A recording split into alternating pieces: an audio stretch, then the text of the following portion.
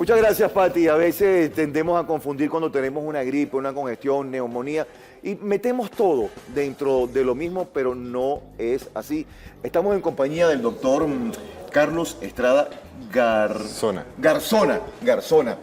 Doctor, bienvenido a su casa Giros. Un gusto. ¿Cómo diferencia uno si es gripe, si es neumonía, congestión? Exacto, tal vez aquí el punto importante es que una gripe usualmente tiene que ver con alguna infección asociada normalmente a partículas como virus, también puede haber algunas relacionadas con bacterias, pero viene a ser como la primera batalla que el cuerpo sufre cuando tenemos una enfermedad respiratoria que podría terminar o no en una neumonía. Entonces la diferencia aquí es que una gripe común puede ser el primer fenómeno que vemos y si un paciente no se cuida bien o tiene alguna enfermedad respiratoria grave que también le hace más propenso a complicarse, puede derivar en una neumonía. Entonces, aquí tal vez un punto importante es que hacemos una relación entre el huésped, que seríamos nosotros, el paciente, y el virus o la partícula o el microorganismo que nos está atacando. Por eso yo siempre hablo como de una batalla. En esa batalla, el virus tiene su capacidad de atacarnos, tiene sus armas, sus estrategias para tratar de invadir, para llegar hasta el pulmón y generar ese foco de infección que llamamos neumonía. Ahora, no todos los huéspedes son iguales. Tenemos pacientes sanos que tal vez no tienen ninguna enfermedad previa y tenemos pacientes que tienen enfermedades pulmonares, enfermedades cardíacas y que se pueden complicar mucho más fácil, exactamente. Ahora, ¿cómo evitamos nosotros llegar a ese punto cuando ya estamos a lo que llamamos la gripe para no llegar a la neumonía? La primera parte es siempre tener un estilo de vida sano, que eso implica que tengamos una posibilidad de defendernos ante una gripe de una forma adecuada. Obviamente eso tiene que ver con rutinas de estilos de vida, por ejemplo, no fumar, tener una actividad, digamos, aeróbica o hacer ejercicio y alimentarse de una forma adecuada. Eso es el punto inicial siempre y aplica para muchas enfermedades más. Para poder combatir una enfermedad. Y para estar preparados en el momento que venga esa infección o ese fenómeno, esa batalla con el virus, poder defendernos de una forma adecuada. Ahora, viene una serie de situaciones que también permiten evitar que una neumonía aparezca, o sea, que se dé una infección grave en el pulmón. Y eso implica también que si yo tengo un paciente que inicia con tos, con malestar general, que empieza a sentirse incómodo, pasa una semana y no ha logrado mejorar, lo ideal es que tenga una consulta temprana para evitar que eso progrese. ¿Por qué? Porque muchos pacientes dirán, yo me voy a sentir mal una semana y se me quita. Eso es lo usual, todos lo tendremos un par de veces al año. Tomo antigripal y ya mejoro. Con antigripales y manejo muy sintomático va a mejorar. Pero aquellos pacientes que pasa una semana, siguen con tos, se siguen sintiendo mal o tienen falta de aire o empiezan a tener fiebre, que es un punto importante a mencionar cuando hablamos de neumonía, ese paciente no debe esperarse más en la casa, debe evitar más bien dejar de usar medicamentos que compra o de autoprescripción y hacer una consulta temprana, porque precisamente la batalla que se dio con el virus puede ser que en ese caso ya estamos perdiendo. Y si se pierde la batalla, esos virus o ya una bacteria puede ingresar al pulmón, inflamarlo y entramos a hablar ahora sí de una neumonía. Ahora, es muy interesante y quiero engancharme en eso que me está planteando. ¿Cómo hace uno para saber que está perdiendo esa batalla y debo ir al médico para evitar que esa gripe se me convierta en neumonía? ¿Cuáles son esos síntomas? Los síntomas principales van a ser que ese paciente persiste con tos. Usualmente esa tos tiene una flemas que son amarillas, verduzcas, inclusive en algunos casos hasta con una tinción como rojiza. Ese paciente tiene una tos que es productiva, o sea que va a toser todo el día, se va a sentir muy mal cuando está tosiendo, le va a faltar el aire, que eso es importante, ya no va a lograr hacer un intercambio adecuado de oxígeno a nivel del pulmón porque tiene una infección severa, va a tener fiebre, que eso es importantísimo. Normalmente las gripes pueden iniciar con un poco de fiebre, pero no mantienen fiebre toda la semana o las 2 semanas que va a estar con gripe. Usualmente se limita a los primeros días. Si la fiebre persiste. Si la fiebre persiste o se mantiene o inclusive empeora, ese paciente debe tomar en cuenta que tal vez no está mejorando.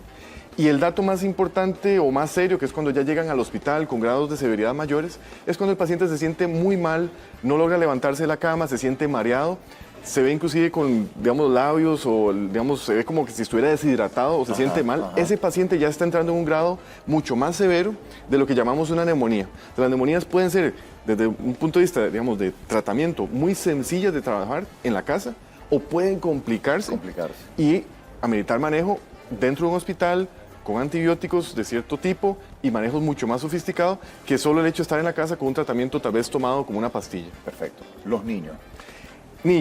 Los niños que tienen una gripe, ¿eso podría esconderse y llegar a neumonía? El niño tiene 2 fenómenos. Primero, que los niños usualmente no van a estar refiriendo los síntomas. O sea, uno lo que va a notar es que el niño deja de jugar, se siente tal vez como más apagado, Decaído, está no como más come. decaído, no come, tal vez está como más triste. Inclusive algunos papás dicen, es que lo veo como más decaído, más triste. Apagadito, Entonces, sí. ese tipo de síntomas, sumado a fiebre y obviamente con tos, porque los niños siempre van a toser mucho, ese grupo de síntomas debemos tomarles mucha importancia porque puede ser que el niño no vaya a manifestar gran dato de que se está sintiendo mal, sino que nada más son pequeños datos de que algo está pasando, está cambiando la forma de comportamiento. En el niño, la parte complicada es que muchas veces pasa más tiempo para que el niño se sienta muy mal. O sea, que en el niño hay que tener mucho cuidado. Si tenemos un niño que está tosiendo, que persiste con la tos, que esa gripe no se quitó, darle seguimiento. consultar temprano. Mucho más temprano inclusive que un adulto, porque puede ser que cuando ya lo veamos decaído, ya está muy avanzado este fenómeno.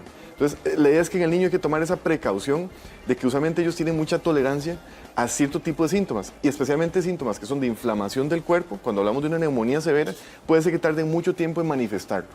Y eso hace que entonces el niño tengamos que estar como más detrás de lo que está sucediendo, si esa gripe de verdad se está quitando o no se ha quitado, para consultar temprano. El contagio de esta bacteria o este virus, Sí. Realmente se describe que tenemos 3 tipos de mecanismo de transmisión en el caso de virus. Estoy hablando de virus que son los que usualmente empiezan esta gripe, que es la batalla ¿hay inicial. diferencia entre virus y bacteria? Por supuesto, claro. Especialmente porque en virus son partículas que pueden estar en el aire, en aspersión, como cuando agarramos un spray en la casa y queremos poner olor, hacemos un spray y eso queda en el aire, puede estar hasta 4 horas en un lugar, o sea que si Eso sería un virus. Eso es un virus, exactamente.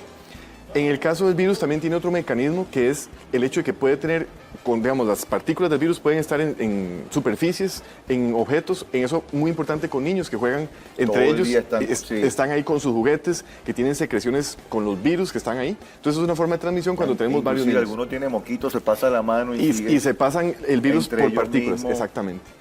Y el otro mecanismo es por las partículas en sí, digamos, el líquido, digamos, los moquitos que salen de la nariz, en el caso de un niño, o las secreciones en el caso del adulto, eso puede caer en alguna superficie y también transmitirse de esa manera. O sea, es muy posible, muy ¿Ahí sería probable que se bacteria transmita. entonces?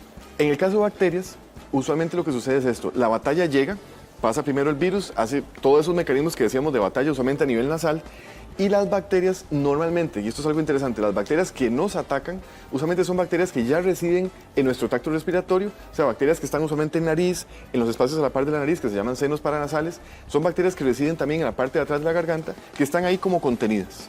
Cuando viene la batalla del virus, usualmente las defensas de nuestro sistema quedan bajas, y eso permite que algunas bacterias ingresen al tracto más bajo, o sea, que bajen toda la tubería y lleguen hasta el pulmón. Y ahí es donde empieza el problema con la neumonía. Eso es importante porque así como tenemos bacterias que también en la comunidad son agresivas, algunas que pueden, digamos, transmitirse por contacto directo, por heridas, porque alguien me tosió también, que alguien me tose y me transmite la bacteria. Sí. Tenemos mecanismos que usualmente las más frecuentes son más bien las mismas bacterias que teníamos, pero que pierden el freno, la barrera que teníamos nosotros mismos a nivel de la garganta y logran bajar hacia el pulmón.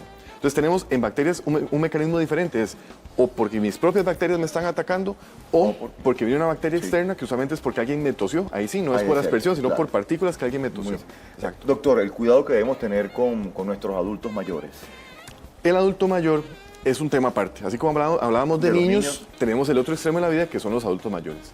El adulto mayor obviamente tiene más tendencia, más fragilidad para desarrollar una neumonía, con la dificultad desde el punto de vista clínico o para los familiares, de que el adulto mayor usualmente esconde mucho los síntomas. O sea, un adulto mayor, al igual que hablábamos con niños, puede ser que tenga una neumonía y lo único que se note es que está más decaído, que ya no se quiere levantar de la cama, que raro, papá o mamá que ya no quiere ni siquiera comer, y normalmente podrían no hacer fiebre, Sí, señor. podrían no tener flemas, aunque usualmente sí tienen algún grado de secreción, pero podrían no tenerlo. Podrían tener síntomas un poco más inespecíficos como dolor abdominal, porque precisamente el pulmón está en contacto con la zona abdominal y tenemos mucho adulto mayor que lo que consulta es porque tiene un dolor. Qué raro, tiene como un dolor de estómago, tiene un malestar abdominal y ese tipo de dolores podrían provocarse por una neumonía. Entonces, en adulto mayor, ¿cuál es el punto? Estar claros que un adulto mayor tiene más tendencia a tener esa transmisión y no ganar la batalla, o sea que puede perderla más fácil. Claro. Y que en el adulto mayor que inicia con fiebre, con tos, que está con flemas y que rápidamente lo vemos muy decaído, debemos consultar temprano, así como hablé con los niños. Porque generalmente los abuelitos no nos dicen nada, se quedan calladitos, ¿no? Se van a quedar tal vez como más tristes, más cansados, y eso es una alerta porque en el adulto mayor puede ser que está ya muy avanzada la inflamación y que ya está iniciando Claro. ese proceso de neumonía. Entonces, Exacto. muy pendiente de los chiquitos y de Y de los nosotros adultos abuelitos. mayores, exactamente. Ok. ¿Qué cuidados debería tener una persona que padezca del corazón? Ok. En el caso del paciente que tiene problemas de corazón, tenemos que tener el detalle que el corazón, cuando estamos en un proceso de inflamación como una neumonía, se exige. O sea, para un paciente con problemas cardíacos y para todo paciente sano, en realidad es como hacer una competencia, como correr una maratón, así Sí, lo señor, decimos. sí, Entonces, señor. ese estado de inflamación en un paciente que ya tiene problemas de corazón implica someterle un esfuerzo que no estaba listo para realizar. Entonces, el paciente que hace una neumonía, que tiene problema de corazón, puede ser que manifieste otras cosas más antes de empezar con los síntomas ya clásicos de fiebre, tos y demás. Que es que usualmente empiezan, puede ser con falta de aire, pueden sentirse más cansados, se les pueden hinchar los pies, o sea que tienen falla de corazón precisamente porque la neumonía los saca de balance. Y ese paciente debe consultar también en una forma temprana porque usualmente se complica más rápido.